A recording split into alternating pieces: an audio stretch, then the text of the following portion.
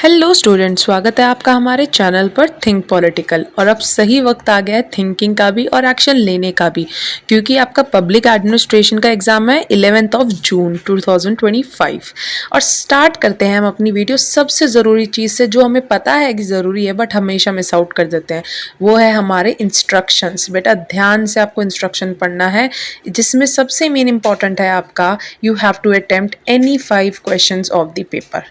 ठीक है, उसके बाद आपका है ये सिलेबस। इसमें रहेंगी आपकी 4 यूनिट्स, जैसे कि आप अवेयर हैं। और अब मैं डिस्कस करने वाली हूँ आपसे सबसे इम्पॉर्टेंट टॉपिक्स आपके क्या रहेंगे, क्योंकि आज 9 जून है और 11 को अगर आपका पेपर है, तो आई होप कि आपने मोस्ट ऑफ द सिलेबस जो कवर कर लिया है।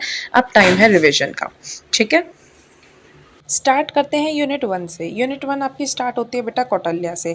कौटिल्य के जो अर्थशास्त्र का जो टॉपिक है आपका, ये मोस्ट इंपॉर्टेंट है। ये तो आपने पक्का पक्का याद करके जाना है। ठीक है, यूनिट 1 देखो थोड़ी सी टाइम कंज्यूमिंग है, बट सबसे इजी है, क्योंकि इसमें आपके डायरेक्ट क्वेश्चंस फॉर्म होते हैं।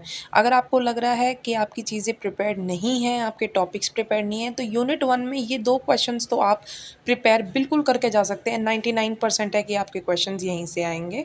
ठीक है, तो कौटिल्य के अर्थशास्त्र में आपने सप्तांग थ्योरी, रेलिवेंस क्या रहा है पब्लिक एडमिनिस्ट्रेशन के साथ, इन दोनों को आप कनेक्ट कर सकते हैं। फिर बात रही सेकंड टॉपिक की, वो है principles of public administration. Principle इसमें बोल्ड नहीं हुआ है ये, बट अलग टॉपिक है, बट इसमें भी आप ऐड ऑन कर सकते हैं। ठीक है, फिर उसके बाद आपका थर्ड टॉपिक आता है जो सबसे इंपॉर्टेंट है, वो है इवोल्यूशन ऑफ पब्लिक एडमिनिस्ट्रेशन। ये तो आपका बेटा जो सब्जेक्ट है उसका बेसिक टॉपिक है। ठीक है, ये जो 5 स्टेजेस है यही आपने आंसर में डिस्कस करनी रहेगी। लास्ट तक रुकना, मैं आपको पूरा फॉर्मेट बताऊंगी आपने कैसे अपनी जो आंसर है उसको अटेम्प्ट करना है। अब बारी आती है हमारी यूनिट 2 की। ये थोड़ा सा बच्चों को टिपिकल टॉपिक्स लगते हैं, क्योंकि ये कहीं ना कहीं बेसिक है। अगर आपको इसका बेसिक कॉन्सेप्ट समझ में आ जाता है, and if you are good in learning, ठीक है, तो वो आपके लिए इजी होगा। बट अगर नहीं है तो आपके पास ऑप्शन है यूनिट 3 एंड यूनिट 4 को प्रिपेयर करने का। ठीक है, यूनिट 2 अगर आपकी काफ़ी हद तक प्रिपेयर्ड है, तो इसमें सबसे इंपॉर्टेंट जो टॉपिक्स है जो आपने ध्यान रखना है, वो है scientific management by F.W. Taylor and Louis Brandeis. ये आपके जो 4 प्रिंसिपल्स इनके दिए गए हैं, इसके बारे में आपने आंसर में डिस्कस करना होगा। किसी भी फॉर्मेट में बेटा क्वेश्चन आए, आपका जो आंसर है वो हमेशा सेम रहता है। बस आपका जो अटेम्प्टिंग का जो वे है वो डिफरेंट हो जाता है। ठीक है, लिखना टेढ़ा टेढ़ा करके आपसे अगर क्वेश्चन पूछा जाएगा तो टेढ़ा करके आपने आंसर लिखना है, बट जो बेसिक जो कॉन्सेप्ट रहेगा वो सेम रहेगा।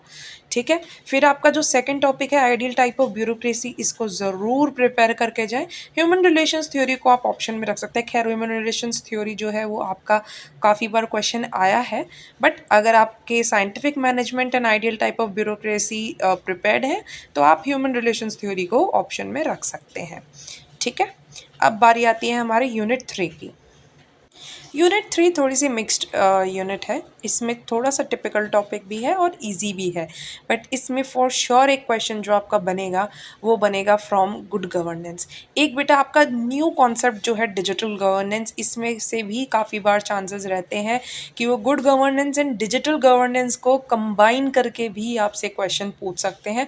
जिसमें सबसे पहले, क्योंकि गवर्नेंस एक न्यू कॉन्सेप्ट है, तो उसमें आप उसका इवोल्यूशन की वो स्टार्ट कैसे हुआ था, फिर स्टार्ट होने के बाद आप उसके फीचर्स या उसके कैरेक्टरिस्टिक्स के बारे में डिस्कस करेंगे आंसर में। उसके बाद कुछ ना कुछ तो कमियां उसमें भी रही होंगी, या कुछ इश्यूज जो फेस किए जा रहे हैं आप उसके बारे में डिस्कस करेंगे, एंड इनिशिएटिव्स क्या लिए गए हैं उसके बारे में डिस्कस करेंगे। ठीक है, एंड सेकेंड टॉपिक जो है, जो मैं आपको कह रही हूँ कि आप ऑप्शन में रख सकते हैं, आपको प्रिपेयर करना है तो आप कर सकते हैं।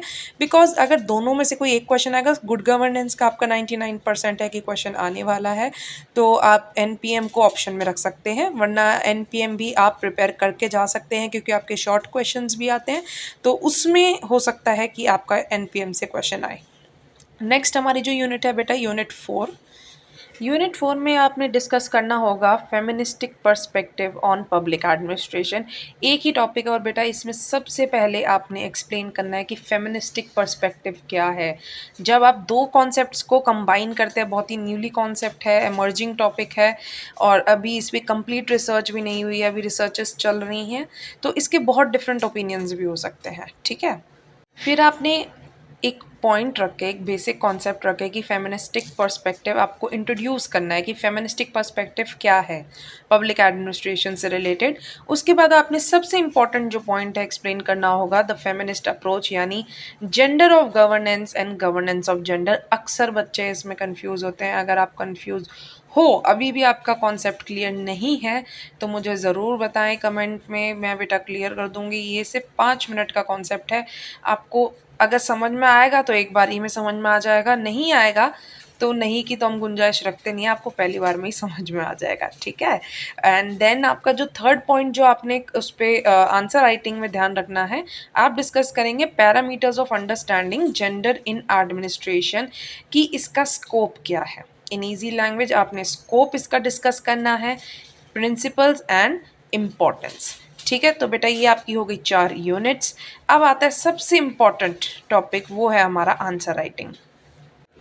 आंसर राइटिंग का बेटा आपको मैंने फॉर्मेट जो है, कैसे आपने हर टॉपिक से जो क्वेश्चन है वो अटेम्प्ट करना है, उसका जो मेन बॉडी है वो एक्सप्लेन कर दिया है बुलेट पॉइंट्स में।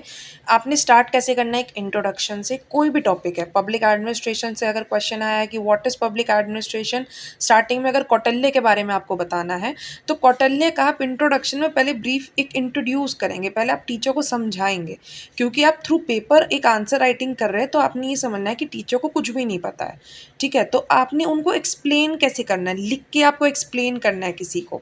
ठीक है, राइटिंग में अगर आपको किसी को अपनी कोई चीज़ है, कोई टॉपिक है, उसको अगर एक्सप्लेन करना होगा तो कैसे एक्सप्लेन करेंगे, सबसे पहले आप उसको इंट्रोड्यूस करेंगे कि ये क्या चीज़ है, किसके बारे में मैं बात करने वाला हूँ या करने वाली हूँ।